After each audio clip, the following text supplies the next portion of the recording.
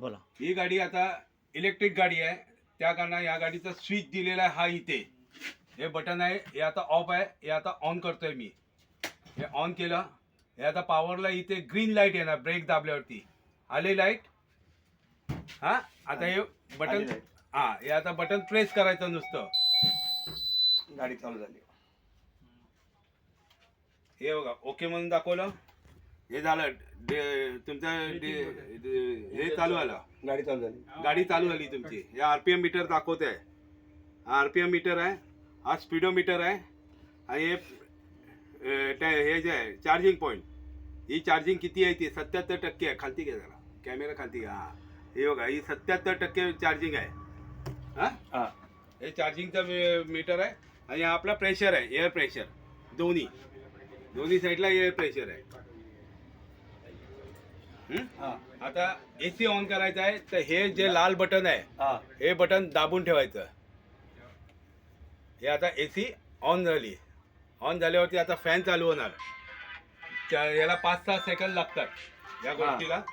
त्यानंतर फॅन चालू होतो. एसी आता ऑन झालेला आहे. हे बघा आता फॅनचा आवाज येईल बघा.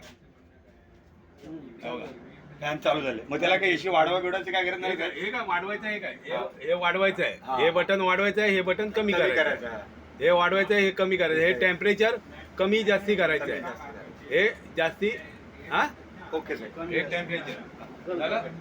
हे एन न्यूट्रल आहे. जेव्हा डी मध्ये दाबायचं आहे त्यावेळी ब्रेक दाबूनच डीचं बटन दाबायचं.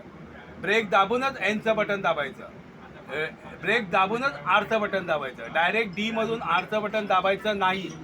गाडी जाणार आर मध्ये जाणार नाही. आर म्हणजे रिवर्स ना. हा कळलं.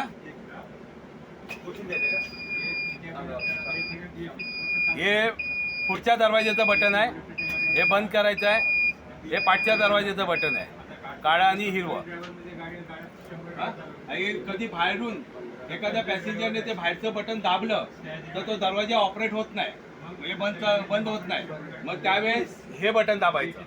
हे बटन असं करायचं असं काय, मग ते बटन ऑन होते. आणि त्याशिवाय हे एक दिलेला स्विच, हा स्विच असा बाहेर घेताना परत दाबायचा आतमध्ये, म्हणजे ऑपरेट व्यवस्थित होतो मग बटन.